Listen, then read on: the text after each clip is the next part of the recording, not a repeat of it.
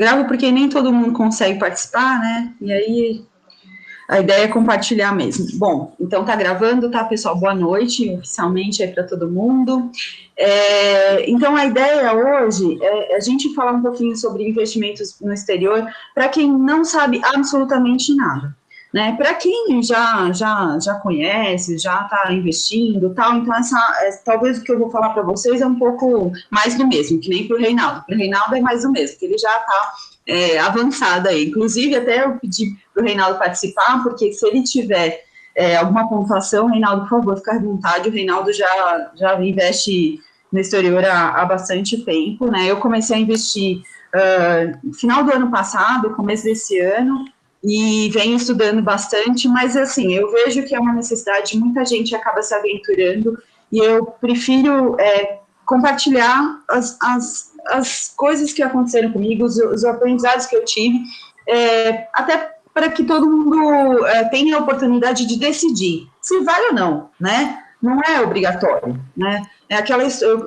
Nada em investimentos é obrigatório. E a gente tem visto muito isso com essa história dos influencers e tal, de que parece que tudo é obrigatório, você está em todas as coisas, e não é, né? Tem muita gente aí sofrendo até de ansiedade, putz, eu não estou investindo em tal coisa, eu não estou em cripto, eu não estou em ações, eu não estou... Gente, não tem problema nenhum não estar, né? Elas sempre existiram e a gente não investia, mas de repente começou a aparecer a oportunidade e acho que todo mundo tem que investir, e não é, né? Então, até lembrando que nós estamos na semana do Dia das Mães, a gente tem que seguir o que a mãe da gente falava. Você não é todo mundo, então você não tem que fazer o que todo mundo faz. Né? Quem é mãe aqui sabe que a gente usa essa frase direto. Eu usava com meu filho. Então, a ideia aqui é só dar uma pincelada, então, a respeito de investimentos no exterior. Eu vou começar falando primeiro dos mitos, né? A gente tem muitos mitos associados aos investimentos no exterior. Outra coisa, se vocês tiverem dúvidas, quiserem fazer qualquer comentário, por favor, sintam-se à vontade, pode me interromper, é bem informal mesmo, tá? O primeiro mito que eu vejo que as pessoas falam assim, não, é muito arriscado investir no exterior. Eu vou explicar um pouco melhor durante a aula nessa questão de risco, mas definitivamente a gente ter o nosso capital todo, nosso patrimônio todo investido em um único país, seja ele qual for, já representa um grande risco, né? Então, é muito arriscado, vou sumir com o meu dinheiro. Gente, isso não é verdade, tá? É uma inverdade, é um mito, né? Hoje, os controles e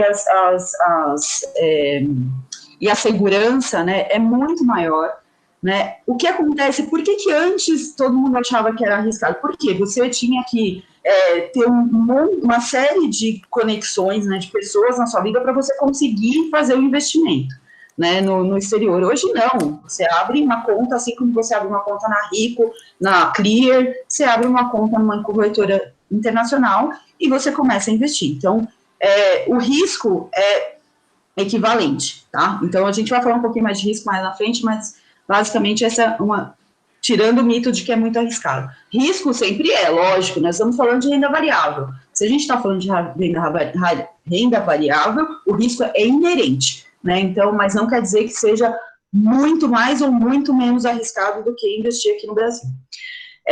Outro mito é só para quem tem muito dinheiro. Joga por terra, né? O investimento hoje no exterior, ele pode ser feito com pequenas quantias, mas eu vou falar mais para frente, talvez não seja tão como é que fala? Tão vantajoso você começar com $10, né? Mas é possível. Não quer dizer que não seja possível. Talvez não seja operacionalmente vantajoso, mas é possível você começar mesmo com pouco dinheiro. Então, tira a história, tira a escassez da frente e vamos, né, vibrar na abundância, para quem tem dinheiro, tá? É ilegal, outras coisas também, não, é ilegal mandar seu dinheiro para o exterior. Isso e o outro mito que eu tenho, que é coisa de quem quer esconder o dinheiro, isso daí, provavelmente, na minha interpretação, foi criado muito com novela, tá? A gente sempre via na novela que o cara que estava sacaneando os outros mandava o dinheiro para o exterior. ou o cara que sacaneava os outros, ele pegava e ia lá para fora para levar o dinheiro para fora, para tirar o dinheiro do Brasil e tal. Então a gente cresceu com essas crenças, né, com essa crença de que, não, isso daí não pode, é feio, ou então que só gente que é muito rica, que quer sacanear os outros, que leva o dinheiro lá para fora. E isso daí não tem nada a ver, tá? Isso também tem a ver com os anos e anos e anos de economia fechada que o Brasil teve, né? A gente teve a abertura da nossa economia recente, tem pouco mais de 30 anos que a gente teve a abertura da economia, então tem toda uma bagagem que a gente ainda traz, principalmente quem está nessa faixa de idade que começa dos 35 para frente, tem muito essas crenças aí de que não é legal, né? Para que eu vou levar meu dinheiro para fora? Eu estou sacaneando meu país se eu levar meu dinheiro para fora, né? Então, isso também cai por terra. E a outra questão também, que está muito relacionada, não chega a ser um mito, mas está muito relacionado à nossa finança comportamental, né, ao nosso comportamento, é o medo do desconhecido, que é justamente o que a gente estava conversando bem no começo, né, Mônica? Que a Mônica falou, não, eu tenho receio e tal. É normal, você não conhece. Quem aqui já está investindo em renda variável, quando começou a investir, também tinha medo de investir. Qualquer coisa que você vai começar, você tem um certo receio, porque você não conhece, tal. Tudo isso você resolve estudando, entendendo o que você está fazendo, para você não fazer uma grande bobagem, né? E começando com pouco. Você não vai começar assim, putz, vou vender tudo e vou mandar meu dinheiro lá para fora. Não faz o menor sentido. Você tem que ter um equilíbrio, né, gente? Diversificação é essencial, então não pode desconsiderar esse conceito de diversificação nunca, né? Você tem que ter aqui, você tem que ter lá fora, né? Você pode ter aqui, você pode ter lá fora, mas um exclui o outro, né? Não é binário, né? O Reinaldo, que é de TI, ele entende bem isso, né? Não é 0 1, você tem um meio ali do caminho, né? Então, é importante que vocês tenham isso em mente na hora que vocês vão investir no exterior, tirar essas crenças limitantes, tirar essas coisas de cima da cabeça, porque é tudo história que contaram. Tem risco, eu vou falar sobre isso, mas assim, pensem como mais um ativo na carteira de vocês, mais uma forma de você diversificar a carteira de vocês, tá?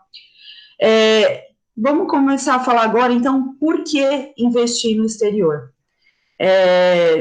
Um dos primeiros motivos, a primeira coisa que aparece é o fato de que a moeda, o dólar, é mais forte que o real, né? Foi e sempre será, até que as criptomoedas derrubem o dólar. Mas isso é um assunto para uma outra aula. Mas, por enquanto, né, o dólar é a moeda mais forte do planeta, né? Então, por que não você proteger e ter parte do seu patrimônio dolarizado? Essa é a lógica que vocês têm que ter, né? Quem está pensando em investir no exterior dolarizar parte do seu patrimônio, não necessariamente 100%, mas dolarizar uma parte do seu patrimônio para que você não fique sofrendo com os solavancos que nós temos aqui com relação do dólar sobe e desce, dólar sobe e desce, dólar sobe e desce, né? Historicamente, eu vou mostrar o gráfico para vocês, o dólar não cai mais, né? Ele não que ele vá bater 10, não é isso que eu estou falando, mas historicamente, desde que ele saiu lá de 1 para 1 em 94 no plano real, ele vem numa crescente, né? E isso é normal mesmo porque o dólar se fortaleceu, né? Não é só o real que perdeu valor, mas que o dólar em si, como moeda, se tornou uma moeda muito forte, né? E com essa injeção de dinheiro que os Estados Unidos está fazendo na economia, isso só fortalece ainda mais o dólar, né? Então, o fato do dólar ser uma moeda forte não vai mudar no curto prazo, né? Então, por isso que é importante, principalmente para quem? Para quem pensa em fazer uma viagem para o exterior, para quem pensa em fazer um intercâmbio, para quem tem filhos ou parentes que moram no exterior e você quer enviar uma parte do dinheiro para eles, faz sentido ter em dólar, para você sofrer menos com a variação cambial, tá? Então, é por isso que é importante a gente considerar o dólar, os ativos no exterior. Por que mais? Porque você vai estar exposto ao mercado americano, que é o maior mercado do mundo, né? O maior, nos Estados Unidos não tem uma bolsa só, tem várias bolsas, mas elas somadas, elas são as maiores do mundo, né? E você também, quando você vai investir no exterior, você tem a possibilidade, através dos ETFs, que eu vou mencionar mais para frente, de você poder diversificar em outros países. Então, você adquire, por exemplo, você investe num ETF que segue as bolsas da Europa. Você está diversificando, você adquire ETF das small caps da Europa, né? Você consegue diversificar não só nos Estados Unidos, você consegue diversificar na China, na Índia, em vários lugares. O mercado lá é gigantesco, né? Então, é muito... pensar em investir só no Brasil é muito pequeno, é muito pouco, tá? Então, é por isso que é importante considerar essa exposição. E aí, até eu tenho um gráfico aqui para mostrar para vocês, eu vou compartilhar minha tela, tá? Primeiro, eu queria mostrar para vocês até a evolução do... Só um minutinho, gente, que eu me perdi aqui na tela. Aqui. Vocês só me confirmam se vocês estão vendo a tela? Vocês estão vendo um gráfico agora? Eu não estou vendo vocês, tá? Agora vocês estão vendo, né? Estamos sempre. Tá bom, obrigada. Então, eu trouxe aqui o gráfico histórico do S&P 500. Para quem não sabe, o S&P 500 é um índice que consolida as 500 maiores empresas dos Estados Unidos, tá? Vocês vão ver aqui nesse gráfico de 20 anos, eu coloquei os dois, esse e o Ibovespa, nos últimos 20 anos, para que vocês entendam e façam uma comparação gráfica, tá? Então, começando aqui em 91, né? Lógico que existem quedas, né? O mercado americano, ele, por exemplo, aqui foi o estouro da bolha, né, das .com, né, lá no passado, em 2000, e aqui foi até onde ele atingiu o fundo.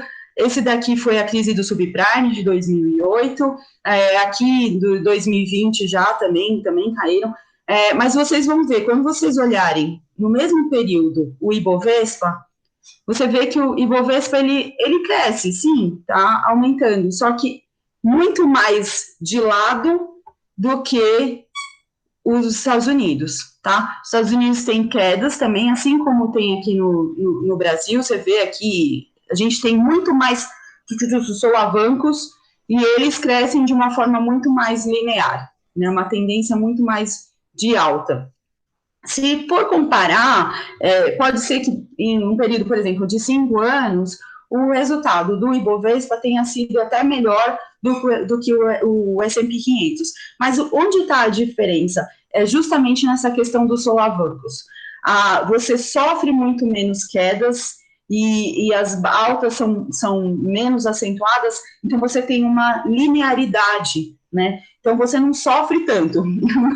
Para quem sofre, né, quando vê as quedas deixa eu parar aqui a apresentação. Quando você vê as quedas assim do mercado, no caso do mercado americano, ele é muito mais estruturado. Ele é muito mais forte, ele se recupera muito mais rápido de crises do que o Ibovespa, tá? Gente, de novo, não quer dizer que um é melhor do que o outro. Eu só estou querendo abrir o leque para vocês entendam que existe essa outra oportunidade, existe um mundo além do Ibovespa, né? Outro ponto importante também, lá nos Estados Unidos, você tem empresas muito mais sólidas, né? Quando você para pensar ao seu redor, você vai ver várias empresas que fazem parte do seu dia a dia e que são americanas.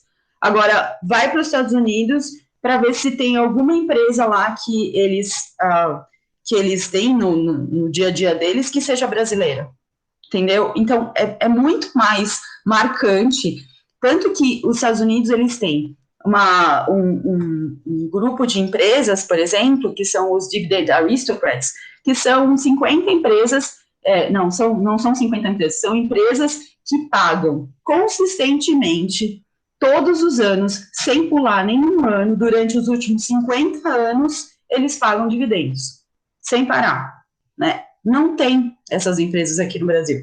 Então, essa é uma grande diferença também. Então, que quando a gente fala dessas empresas, Coca-Cola, Procter & Gamble, McDonald's, né, e você também tem, lógico, as empresas que são mais arriscadas e mais inovadoras. Quando você pensa em Apple, Tesla, Uber, todas elas são americanas, né? Mas, lógico, elas não são boas pagadoras de dividendos, mas são empresas de grande crescimento.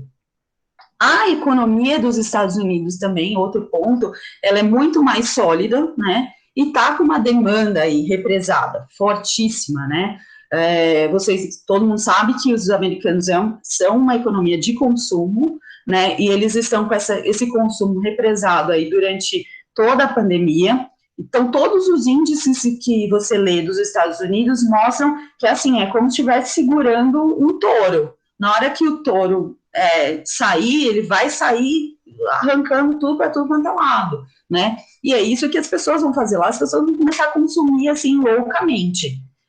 Tem perigo? Tem, porque vai trazer inflação. Apesar do Banco Central lá, o Fed, falar que não, todo mundo sabe, já está precificado, né, que vai trazer inflação. Quando isso acontecer, aí é um risco para as ações, tá, nos Estados Unidos. Isso é bom pontuar. Por quê? Porque que vai acontecer? Se a taxa de juros aumentar, os investidores migram para a renda fixa. E com isso, a Bolsa dos Estados Unidos, ela tende a ter uma queda, tá? Então, é importante frisar. Existem riscos? Lógico, assim como existe risco aqui no Brasil, a mesma coisa. Eu ia até mostrar para vocês, então, deixa eu mostrar aqui para vocês o gráfico do dólar, né? Que é importante mostrar aquilo que eu falei no começo, que a tendência do dólar, gente, infelizmente, dólar um para um é coisa do passado, coisa de museu, não existe mais.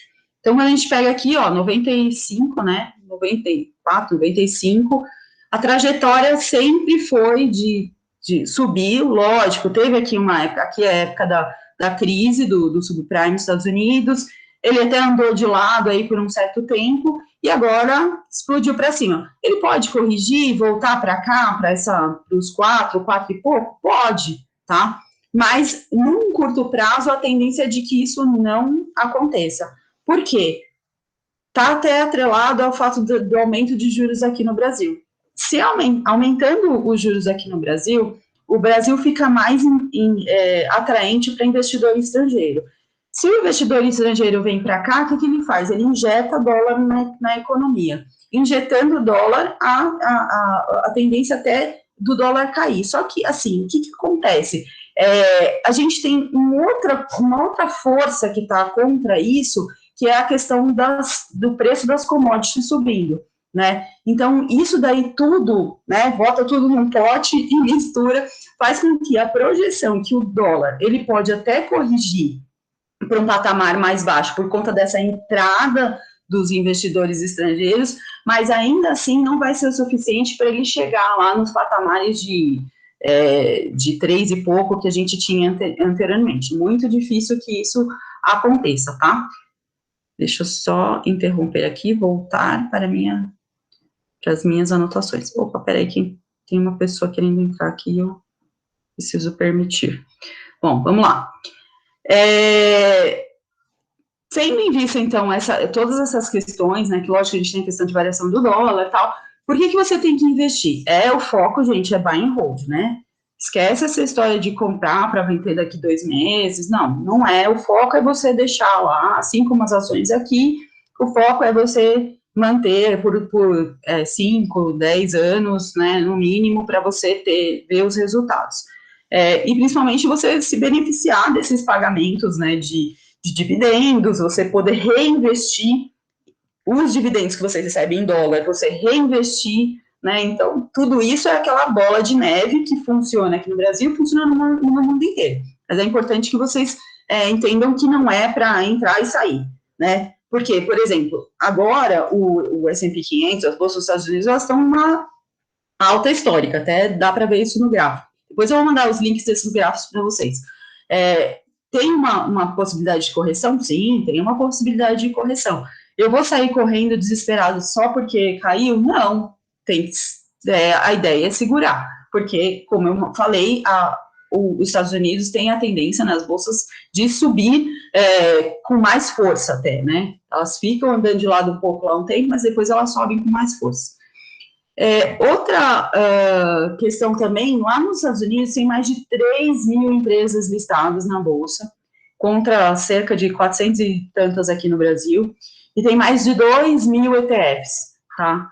Que a gente tem aqui hoje 26. Então, a diferença, assim, é absurda, né? Outro motivo também para você investir tem que eliminar essa questão do viés geográfico, né, gente? A gente achar que só porque aqui a gente está no país é bom, só o que tem aqui no Brasil é bom, e na verdade não funciona assim. Até tem uma comparação interessante, até trouxe aqui para vocês também, para vocês darem uma olhada. Vou mostrar aqui. Eu vou parando de compartilhar, senão vocês ficam me vendo com a tela do lado, né? Esse é outro, eu vou mostrar depois. O PIB dos estados Não, desculpa, eu tenho que mostrar essa aqui antes para vocês entenderem, tá? Na verdade, aqui. A riqueza do mundo, né, tá concentrada 29% nos Estados Unidos, tá? Esse aqui é um site que mostra bastante essas visualizações, é bem legal, esse site tem várias coisas bacanas de ver, mas eu trouxe esse daqui que eu acho que é bem interessante de mostrar. Então, a economia americana é 106 trilhões. Aí, onde está o óleo, né? Onde está o Brasil aqui? Tá aqui no cantinho, tá, gente? Estamos aqui, ó. 3,54, ou seja, 0,98% de toda a riqueza do mundo é do Brasil, 30% dos Estados Unidos, 17%, quase 18% na China e assim por diante. Né? Quando você olha para esse outro gráfico aqui, né, essa outra representação gráfica, é como se, por exemplo, você decidisse que você vai investir somente na Paraíba, né? Então, se eu daqui no Brasil decido que eu vou investir só no Brasil e não vou investir mais em nenhum outro país do mundo, é a mesma coisa que eu aqui no Brasil falasse, não, eu só vou investir na Paraíba. Nada contra os paraibanos, mas a representatividade é equivalente, tá? Então, por que você não se expor a um todo, né? E aqui, quando você olha esse outro gráfico e você consegue ir lá para os Estados Unidos para fazer investimentos, você vai se expor a boa parte disso aqui, né? Como eu mencionei, através dos ETFs, você consegue se expor a tudo isso daqui, inclusive Canadá também, que está aqui embaixo, Austrália. Então, é uma diversificação que você não consegue aqui no Brasil, tá? Hoje não consegue, você consegue parcialmente através de alguns ETFs que estão disponíveis, mas não com a intensidade e com a quantidade a disponibilidade que existem nas bolsas americanas, tá?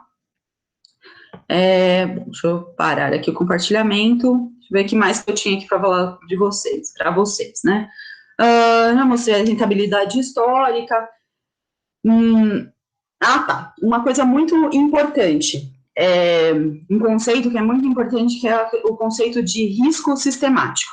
Não sei se vocês entendem o que é um risco sistemático, mas deixa eu mostrar um gráfico aqui para vocês que vai ficar mais fácil de entender. Reinaldo, se quiser me interrompe aí, você sabe que eu falo mais que a boca.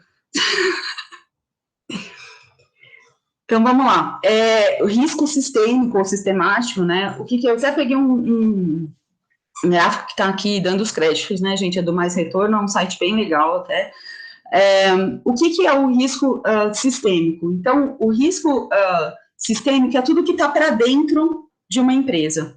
Então, tudo que está acontecendo dentro daquele segmento daquela empresa, do que está acontecendo dentro da empresa, questão de governança, etc., tudo que está relacionado para dentro, né, e que ela consegue controlar. No caso do risco não sistêmico, ele entra no risco geral, né, por exemplo, no risco do país, que aí você não consegue controlar, tá?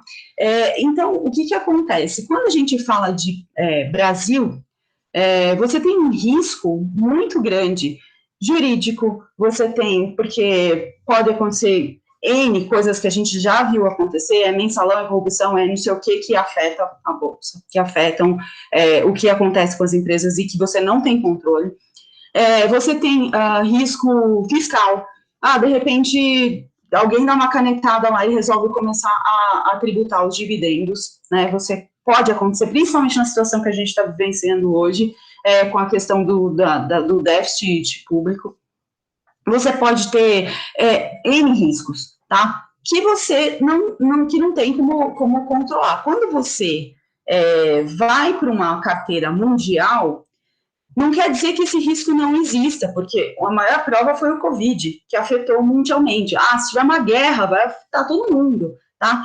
Mas se você está falando só de você não ter o risco do país, você mitiga parte dessa concentração que você tiver num único país, você mitiga se você for para outros países. Porque se der uma, desculpa, perdão da palavra, não é uma merda aqui no Brasil, pelo menos você tem uma parte que está alocada lá fora, né? Ou se a economia do Brasil ficar patinando e todo mundo decolar, que pode acontecer, né, por conta de todos os problemas fiscais tal que a gente tem, você acompanha os outros e você, tudo bem, segura e espera que o Brasil melhore, mas não abre mão, né, lógico, do Brasil, mas pelo menos você tem uma outra parte que está segurando aí a sua carteira, né, isso somado a uma diversificação no número de ativos, né, em vez de você ter uma ação, você ter pelo menos, você não concentrar mais do que 20% 10% da sua carteira num único ativo,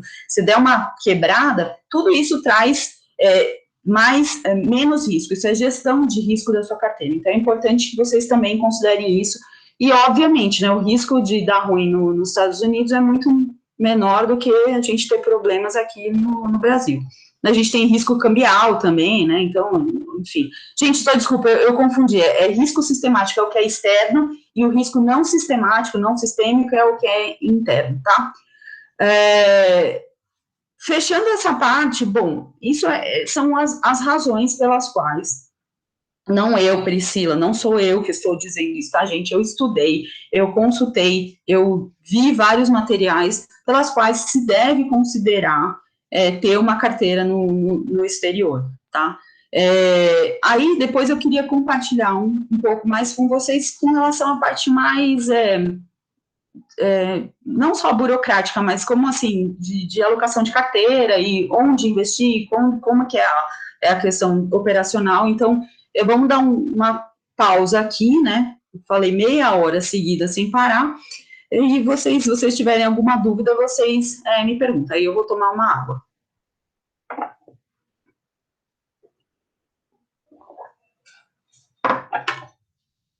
Ninguém tem pergunta? Que beleza. Por enquanto tá tranquilo.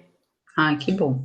Então tá bom. E uma coisa interessante também é falar um pouco assim, é interessante investir em dólar principalmente também porque a maior reserva do mundo hoje está em dólar, né? Então a gente tem a mais forte do mundo hoje, 65% das reservas do mundo inteiro estão em dólar. Depois Sim. vem, se eu não me engano, a Libra vem muito forte. E o por Ien ser uma também, moeda né? forte, né? Exatamente. Sim, exatamente.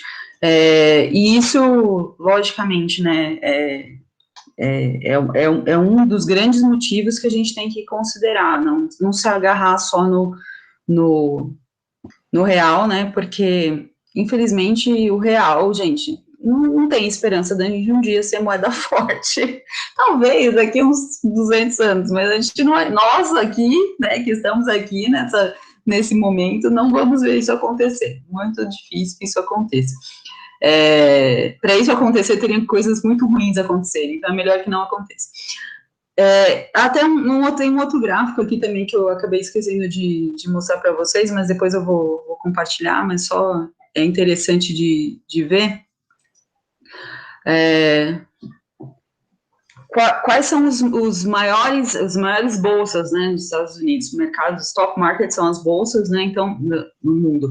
Estados Unidos, 56%, né, então, os Estados Unidos tem 30% da riqueza, 56% das bolsas, e aí, lá longe, vem o Japão. O Brasil nem aparece aqui, gente, nem aparece na conta. Então, quem domina, né, Estados Unidos, Japão, China e Reino Unido. Depois eu vou mandar todos esses gráficos para vocês darem uma olhada também e fuçarem aí. Tem coisa, obviamente, está em inglês, né? Mas dá para entender de forma gráfica. Então, eu queria agora, já que ninguém tem dúvida, eu vou falar um pouco sobre como investir no exterior. Então, como é que você investe? Através de uma corretora. Assim como aqui no Brasil, você vai lá, abre uma conta. E aí eu trouxe aqui as 4 principais, né, corretoras que você consegue operar aqui a partir do Brasil. Tem outras, tem uma nova, uma tal de, acho que é Stake, é uma australiana, mas eu trouxe as mais convencionais aqui para vocês conhecerem. Então, a primeira é a Avenue, que é a que eu, inclusive, é a que eu utilizo, né? Inclusive, se alguém quiser depois investir, gente, eu não sei nem onde tem esse código, mas depois eu consigo o código e mando para vocês. Eles têm 2 planos, né, para você atuar dentro deles, e até outro dia eu descobri que eu comi bola, que eles me jogaram no plano premium, e eu nem sabia. E a diferença é que no plano premium, você paga a corretagem, né, fixa, então tem um escalonamento lá, é $1 até $100, aí vai subindo, né? E aí você tem uma série de vantagens que, na verdade, são mais ou menos. Se você usufruir, beleza, senão não faz muito sentido. Eles têm carteira recomendada, blá, blá, blá, blá, blá, blá, e tem o plano que é 0 corretagem. Você tem até 10 corretagens por mês, né? 10 operações você pode fazer por mês. Aqui, lá é diferente, tá? Uma nota de corretagem, cada operação que você fizer é uma corretagem. Não é que nem aqui que vem uma nota de corretagem com várias compras que você faz no dia. Não é uma por, né? Cada vez que você fizer, eles te cobram uma. Apesar que aqui também, né? As que cobram, elas também cobram uma, mas elas juntam tudo numa só. Lá não, eles já mostram lá direitinho que estão cobrando. E ele tem esses dois planos, a taxa de manutenção é 0 para todas elas, tá? Não precisa pagar nada. A diferença é que, com a Avenue, você tem acesso a stocks, né, que são as ações, REITs, que são os fundos imobiliários, que não é igual ao fundo imobiliário, é diferente, mas são os REITs, e a stocks, REITs e ETFs, né? E aos ETFs, que são os Exchange Traded Funds, são os fundos de índice, tá? Então, na Avenue, você não consegue, por exemplo, operar renda fixa, você não consegue comprar bonds lá dos Estados Unidos, que seriam os títulos de tesouro, não, é só ações, REITs e ETFs. A outra é a Passfolio. A Passfolio também é 0 taxa, né? Não, aqui eles falam mesmo, não tem taxa. Então, você consegue operar REITs, ETFs também, e eles não tem taxa de manutenção, não tem taxa de abertura de conta. Então, basicamente, é isso. O legal da Avenue e da Passfolio é que você não precisa fazer uma remessa por exemplo, você faz uma remessa para uma conta aqui no Brasil, e essa conta automaticamente entra o valor lá para a Passfolio lá nos Estados Unidos, eles têm um câmbio integrado, que se chama. Então, você não precisa se preocupar em fazer uma remessa para depois fazer, não tem que ter duas ações separadas, porque quando você fala com as outras duas que eu vou mostrar, você tem que usar um aplicativo ou Remessa Online, TransferWise, qualquer um desses, para você poder fazer a remessa para eles, né? No caso da Passfolio e da Avenue, o câmbio já é integrado, você não precisa fazer essa operação, tá? É automática. E, obviamente, né, gente, que todas elas cobram um spread. Né? O que é o spread? É a diferença entre a cotação do dólar no dia, vamos supor que o dólar está 5,30, quando você for fechar o câmbio lá, eles vão te cobrar 5,40, 5,45. Tem um spread aí de cambial. Então, que ninguém faz nada de graça, né? Falar que é taxa zero, mas não quer dizer que seja de graça. A outra é a Interactive Brokers. Tá. Essas duas aqui você tem suporte, vocês como puderam ver, né? Tem em português, então os sites estão todos em português. Já a Interactive Brokers é só em espanhol, o mais próximo que tem de português é espanhol, né? E eles têm uma forma diferente de operar, eles têm algumas taxas aí, mas a taxa da corretagem e de manutenção da conta é zero também, tá? Mas eles têm eles têm um acesso muito mais, então você consegue operar opções, renda fixa, fundos mútuos, metais, bom, tem N coisas aqui que você consegue fazer na Interactive Brokers, que é diferente, ela tem a mais do que as outras. E a outra é a Short Swap. A Short Swap, ela também taxa zero e tal, só que você precisa fazer um depósito inicial de $25 mil para começar a utilizar a Short Swap.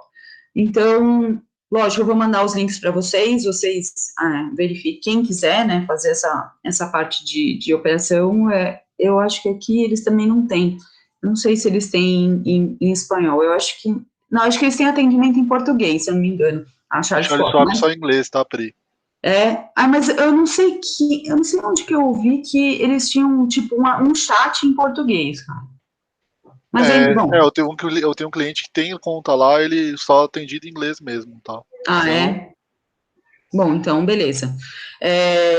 De qualquer forma, né, aquilo que eu falei, tem que começar com 25 mil. Essa é uma das corretoras mais consolidadas, né, mais antigas lá dos Estados Unidos, super, super conhecida, tá? Então, essas são as formas que tem de você fazer, operacionalizar, né? Eu quero começar a investir nos Estados Unidos. Como é que eu começo? Abre uma conta. É a mesma coisa aqui no Brasil. Abre a conta na corretora e se localiza, né? Porque você tem que entender mais ou menos o ambiente que você está.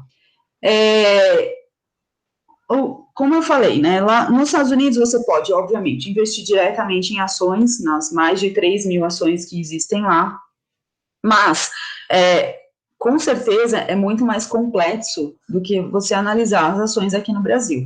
Primeiro que todos os documentos vão estar em inglês, né, não é só a língua nativa.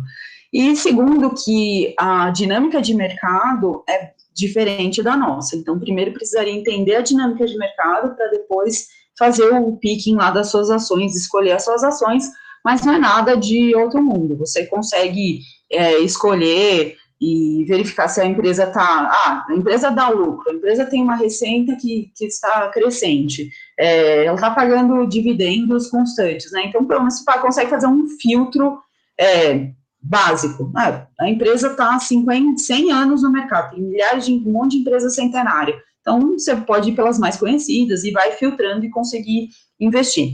A outra forma é através dos ETFs, né, que até eu expliquei, sei lá, umas reuniões atrás, que é a alocação passiva, né? A alocação passiva nada mais é que você não faz a escolha das suas ações, você escolhe um índice. Eu quero investir nas 500 maiores empresas dos Estados Unidos.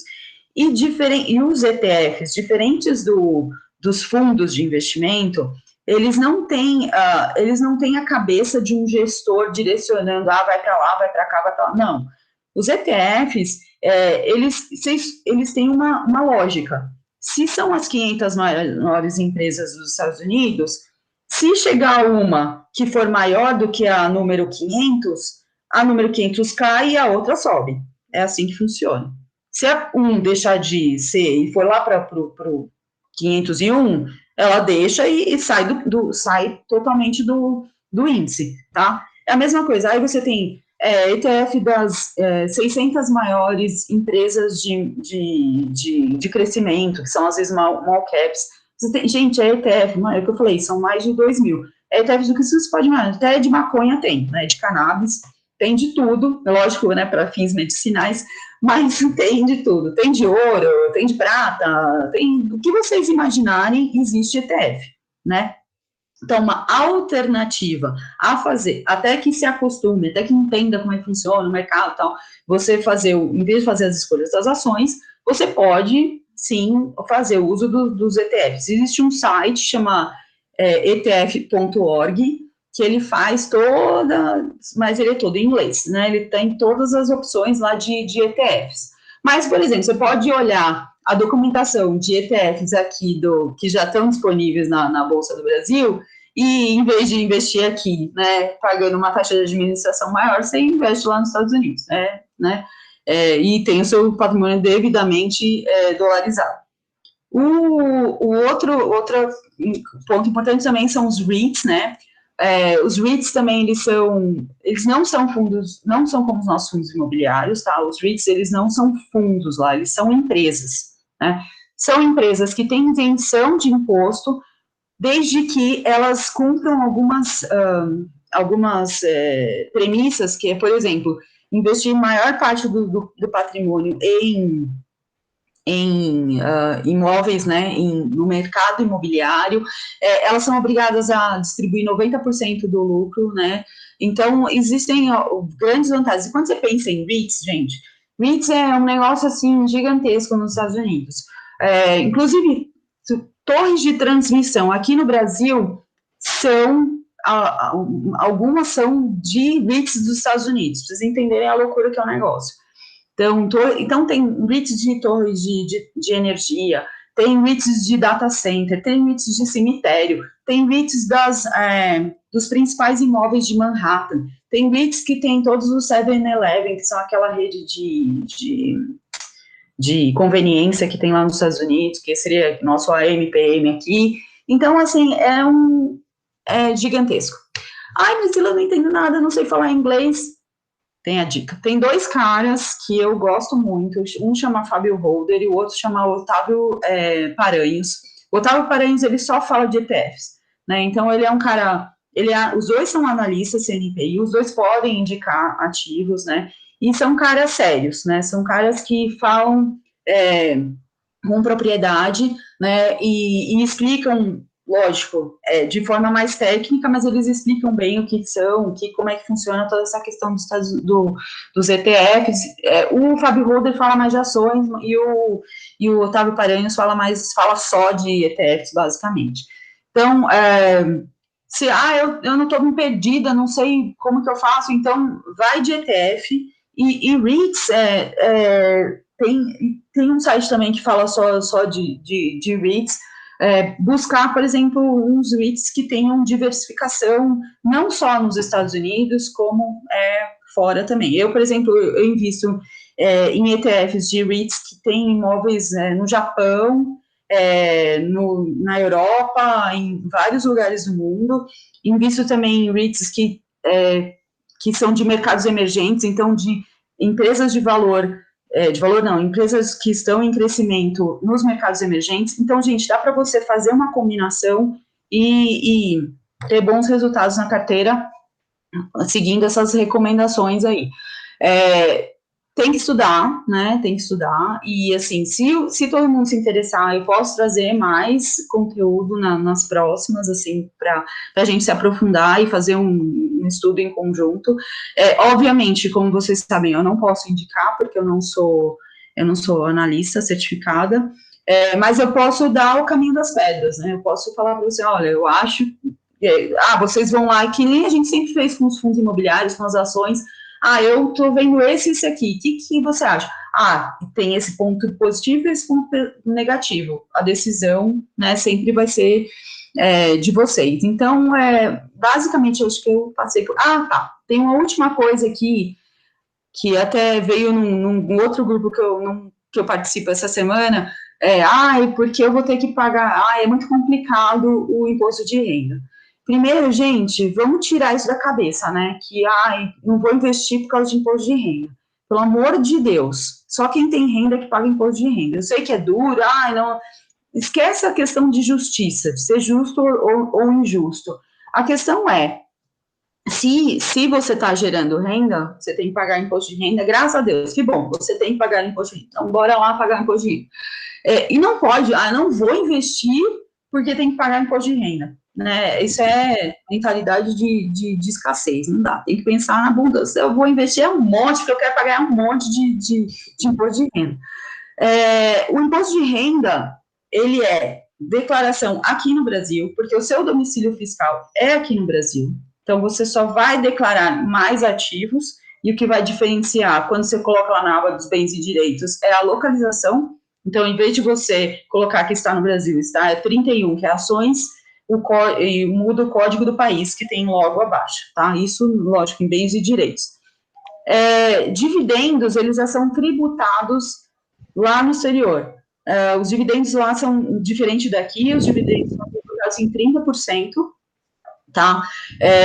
E como é um valor que você recebe de pessoa lá do exterior, que você recebe do exterior, você tem que declarar isso como rendimentos não isentos, tá? Só que aí, como o Brasil tem um acordo de tributação, não, um acordo tributário com os Estados Unidos, como lá é 30, aqui seria 27,5, fica certo. Lógico que ninguém vai te devolver os 2,5.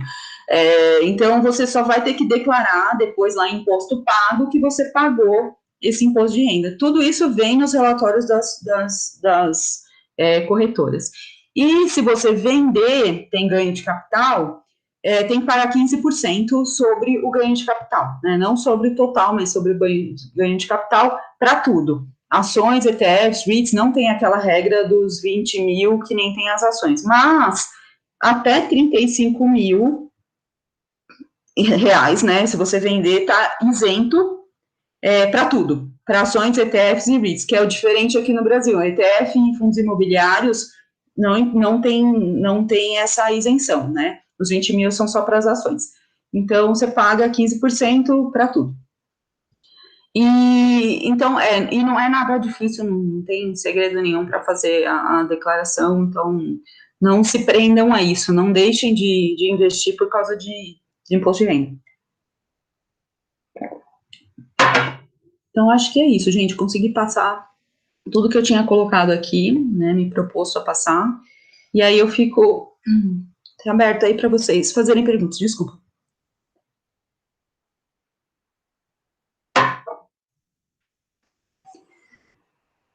Gente, não tem nenhuma pergunta, não acredito.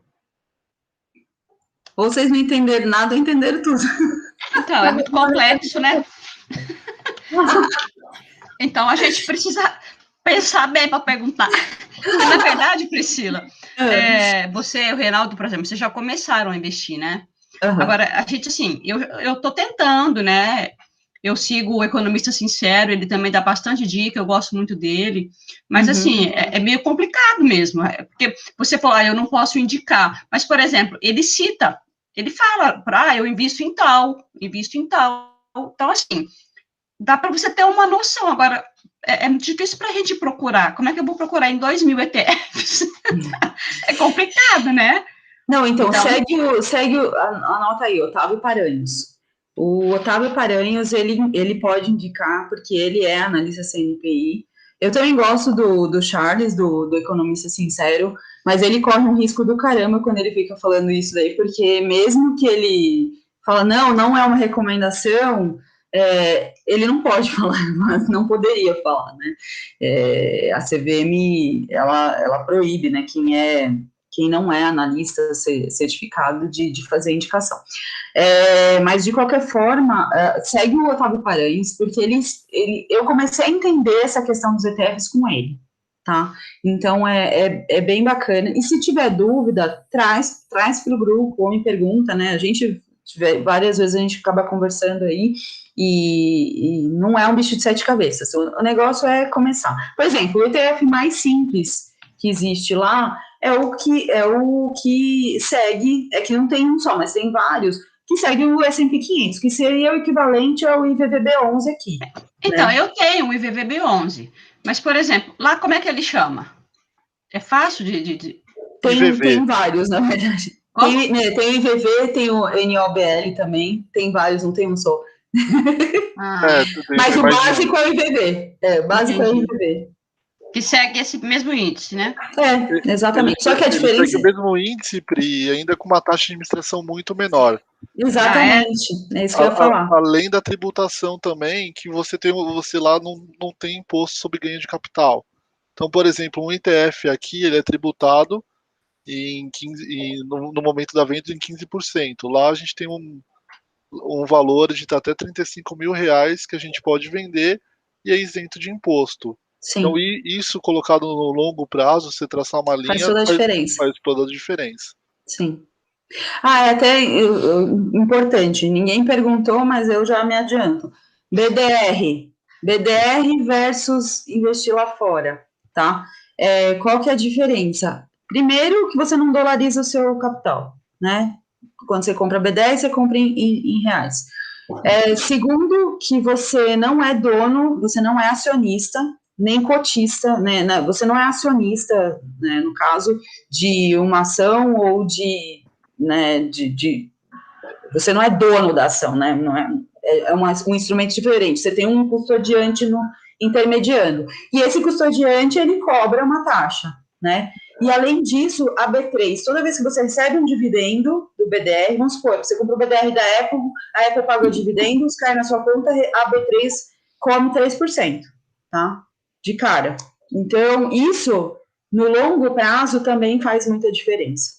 Então, por isso que BDR é bom para quem quer se expor, quer começar aos poucos, ok, começa com a BDR.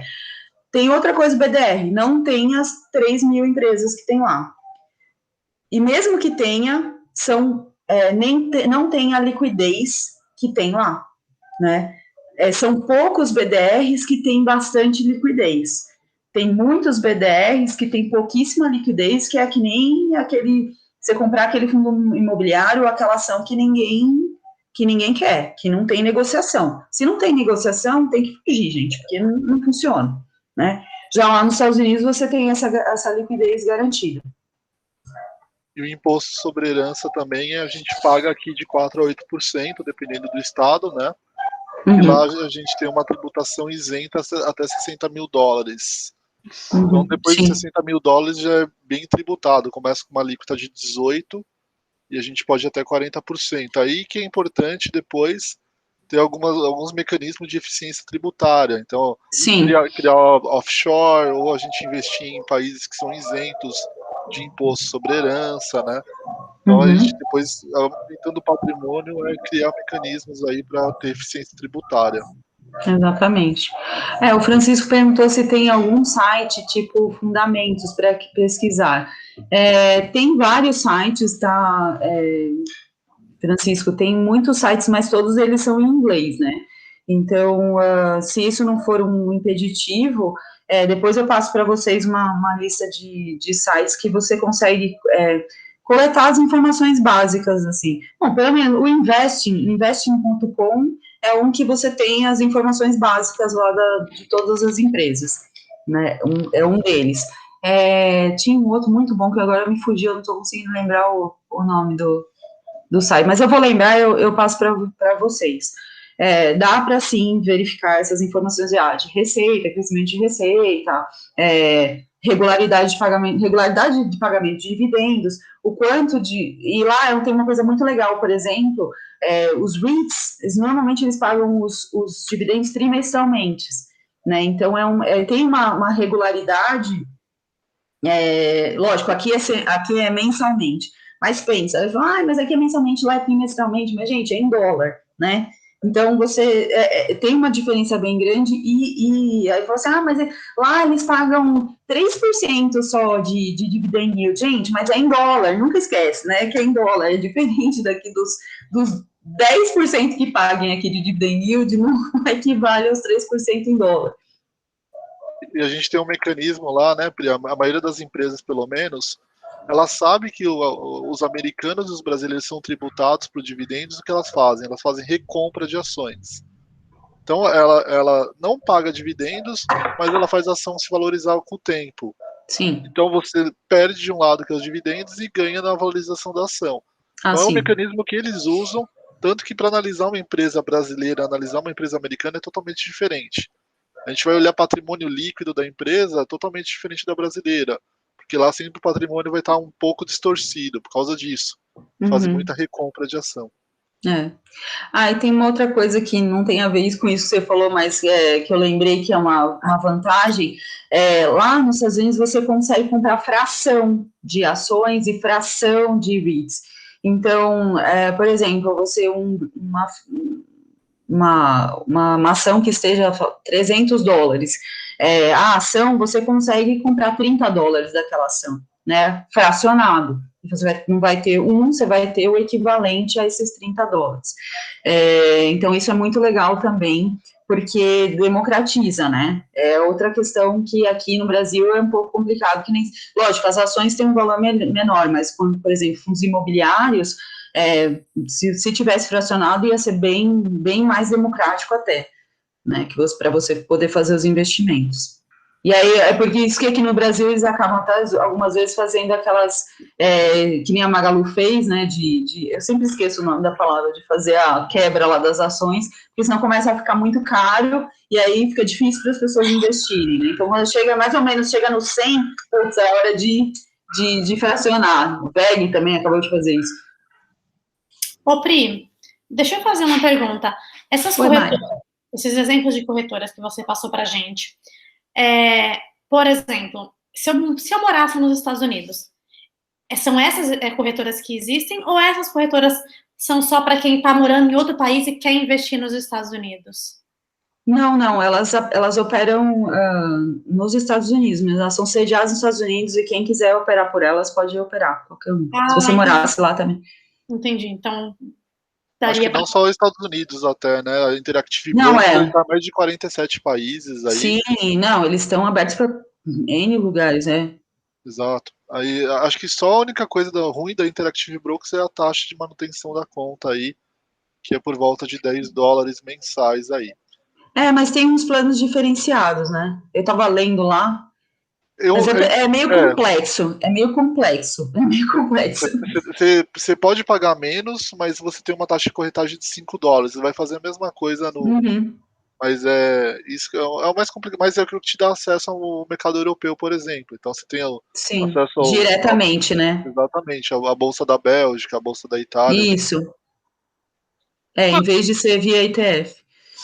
E outra coisa ruim também, acho que dessas das corretoras, tanto a Charles Schwab e também a Interactive Brokers, é os relatórios que eles disponibilizam para o imposto de renda. Eles não fazem os relatórios para brasileiros, ou seja, quem faz são a Passfolio e a Avenue, né? As outras duas, você vai ter que fazer controle em planilha aí e pegar o valor da cotação no Banco Central aí para depois conseguir fazer a declaração. Nossa senhora, gente. Não, mas não. Tô até preocupada de ter que dar declarações aí.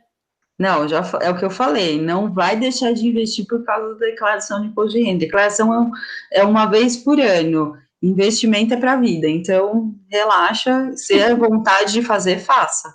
Tá, deixa eu fazer mais uma pergunta. Pode fazer. Pensando em custo-benefício, assim, qual dessas é melhor para a gente? Pensando assim, não quero ficar pagando taxa, tem alguma que...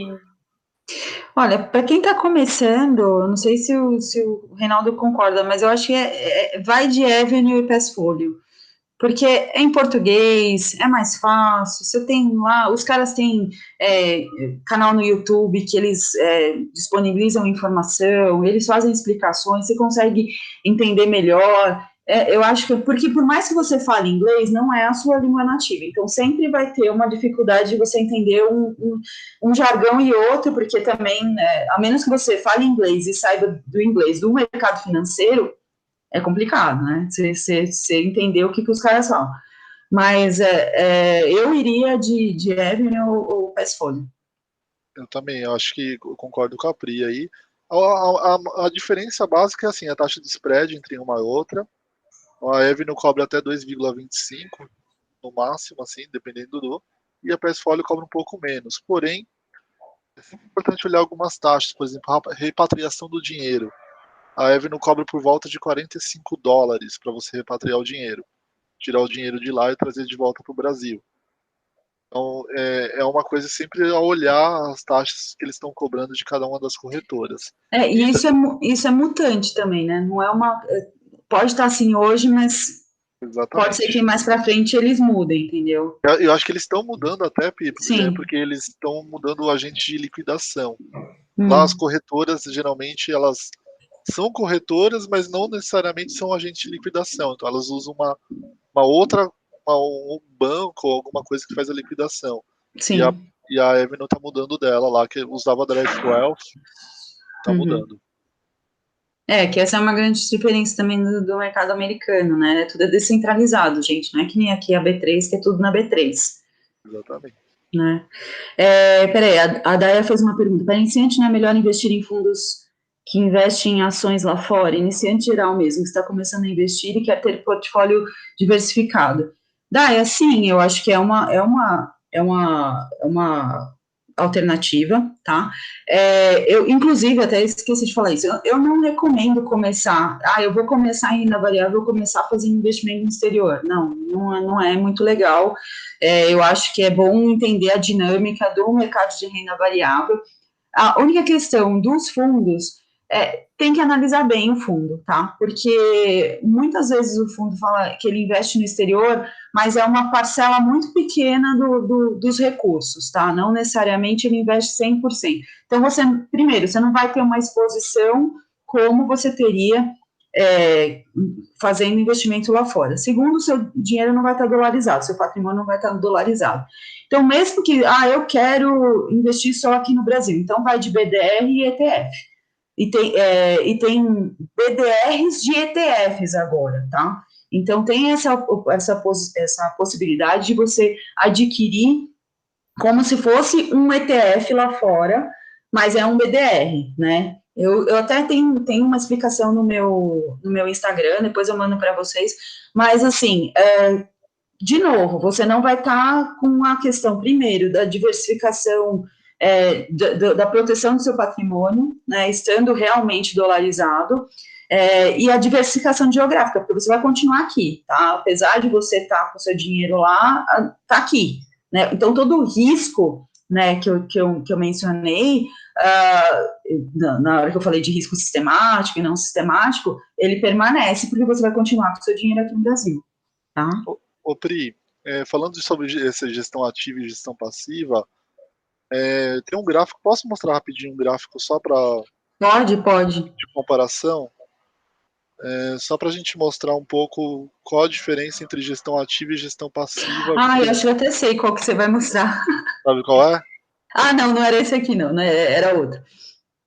Esse aqui, na verdade, é um gráfico mostrando que em 5 anos, 75% dos fundos ativos eles perdem dinheiro para o S&P 500. Sim.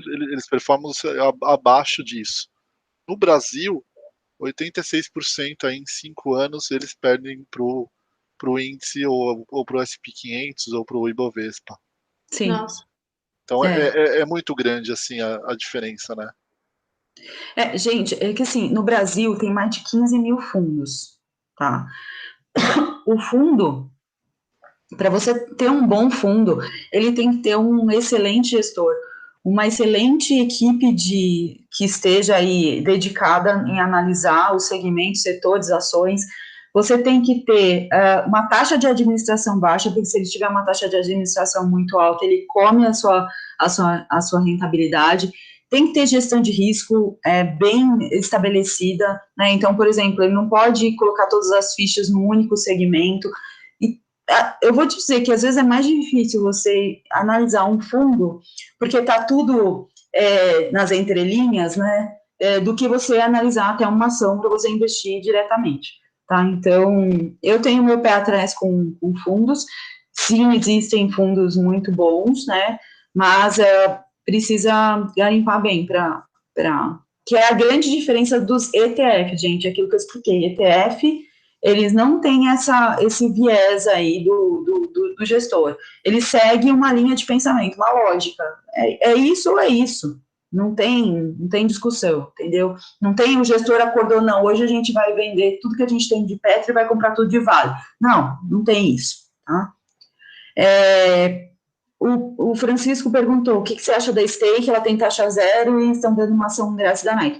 Então, a Stake, ela é nova aí, né, uma new player, e cada vez, gente, vai ter mais gente querendo entrar, porque, lógico, movimento, todo mundo percebe, os brasileiros começaram a levar o dinheiro para o exterior, os brasileiros acordaram para um investimento no exterior, vamos lá. Ela não está nos Estados Unidos, ela é uma corretora australiana, tá? Então, é uma corretora como qualquer uma, tá? Eu não conheço os serviços dela, não sei que ela falou que ela tá dando uma ação grátis da Nike. Nada é grátis, né, gente? Não tem almoço grátis, alguma coisa deve ter aí, mas vale como tentativa, por que não, né? Testar. A única coisa que é bom olhar, né, é se ela tá na FINRA e esse IPC, Sim, ela tá, eu cheguei a verificar. Então, mas é aquela história, né? Eu prefiro, se eu estou entrando no negócio que é novo, eu vou já em quem está consolidado. É por isso que a gente fala, vai de Evelyn, vai de Passport.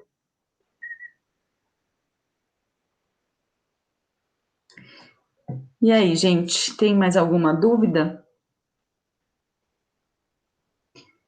Eu sei que é tipo um mundo novo, né, gente, para muita gente, mas assim, pensem, considerem com carinho essa diversificação, porque, como eu disse, é uma proteção do patrimônio, é uma proteção do capital, não é investimento de curto prazo, é investimento mais de longo prazo, e é isso. Eu acho que, se vocês tiverem dúvidas, porque aqui tem gente de todos os grupos, né, então, quem tiver dúvida, coloca lá no grupo, seja lá qual for, da onde qual vocês vêm, e a gente vai tentando matar as dúvidas aí, uma a uma, para ajudar vocês, né. Lógico que a gente está numa caminhada aí também de aprendizado, não sabemos tudo, mas o que a gente souber, a gente vai compartilhando. A ideia é caminhando para a riqueza, todo mundo de mão dada, como sempre. Tá bom, Pri. Tá bom. Nada. E em breve vou falar, Reinaldo, eu e o Reinaldo estamos aqui, olha, confabulando há um tempo já. A gente vai fazer um webinar sobre a aposentadoria, investimentos para a aposentadoria. Vai ser bem legal, vai ser um evento bem completo, a gente vai trazer muita informação, a apresentação já está ficando gigantesca, vai ser muito legal. E a gente vai divulgar aí nos grupos, contamos com a participação de vocês, né, vai ser gratuito, vai ser um webinar gratuito, a gente provavelmente não sabe ainda se a gente vai fazer pelo Simpla, muito provavelmente pelo Simpla, aquele que eu fiz do imposto de renda, mas a gente vai divulgar aí mais perto a data para vocês, tá? E lembrando, né, que tanto eu quanto o Reinaldo, a gente oferece mentorias individualizadas, né, para organização financeira, para investimentos, para montagem de carteira. Então, se vocês precisarem de qualquer coisa, entre em contato comigo ou com o Reinaldo, tá bom? Teremos sorteio, né, Pri? Isso, vai ter sorteio, vai ser super bacana. É um tema que pouco a gente ouve falar, mas é bacana. A gente vai trazer muita informação, assim, que vai fazer a diferença para vocês.